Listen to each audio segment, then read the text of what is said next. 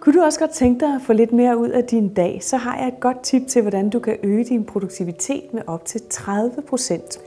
Det er et meget enkelt tip. Det eneste, du skal gøre, er lad være at tjekke dine e-mails om morgenen. Når du lige er stået op om morgenen, så har du jo sovet og opladet alle dine batterier. Det vil sige, at du er fuldstændig klar til at tage hul på din dag. Det første, du skal gøre, det er ikke at gå ind og løse andre folks agendaer. Det vil sige, gå ind og tjekke dine e-mails, gå ind og tjekke dine beskeder, gå ind på Facebook. Så er det, at du skal koncentrere dig om dig selv. Giv dig selv noget god energi, så du ligesom bliver i det, så du kan fastholde din energi. Og det gør du bare ved at gøre nogle gode ting, som du godt kan lide den første time om dagen. Gør lidt ekstra ud af morgenkaffen, gå ud i brusebadet og syng en dejlig sang. I det hele taget bare gøre nogle ting, som du godt kan lide at gøre om morgenen i den allerførste time, hvor du er stået op. Så kan du gå i gang med at løse alle dine arbejdsopgaver, og så er du 30% mere produktiv. God fornøjelse.